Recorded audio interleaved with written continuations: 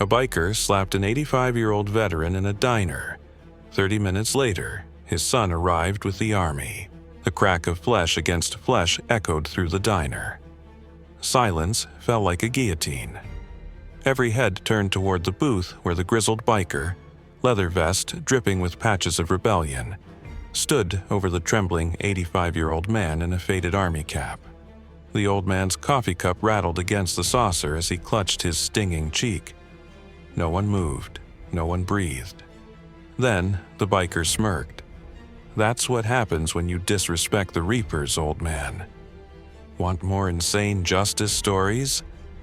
Smash that subscribe button and comment, 'I subscribe,' if you stand with our veterans." 30 minutes later, the biker would regret those words, because the old man wasn't just any veteran. And his son? Well, his son brought the whole damn army with him. Frank Carter had seen war, Normandy, Korea, a lifetime of salutes and scars. Now, at 85, his battles were quieter.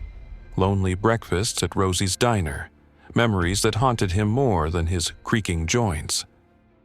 But one thing Frank couldn't stand: bullies. So when the biker and his gang swaggered in, loud and leering, harassing Rosie behind the counter, Frank spoke up. Just 3 words: "Leave her alone." That's when the slap came. Frank didn't fight back. He just reached into his pocket and dialed a number he hadn't used in years. His son answered on the first ring. "Dad?" Frank's voice was steel. "I need you, Mike." The bikers laughed, tossing napkins at Frank like he was some pathetic joke. They didn't see the way Rosie's hands shook as she called the sheriff. Didn't notice the trucker in the corner quietly filming everything. And they sure as hell didn't hear the distant rumble of engines. Not Harleys, but Humvees.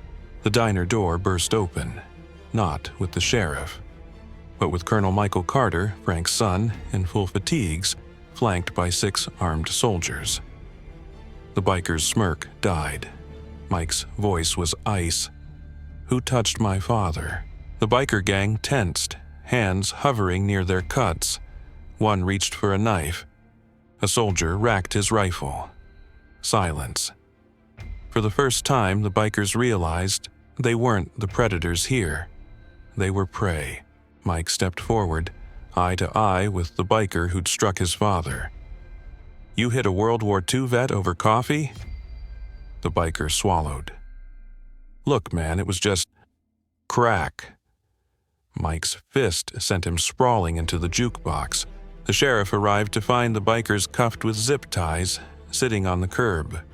Mike helped his father to a waiting Humvee, ignoring the flashing cameras. Frank sighed. "You didn't have to bring the whole battalion, son." Mike grinned. "Yeah, Dad, I did."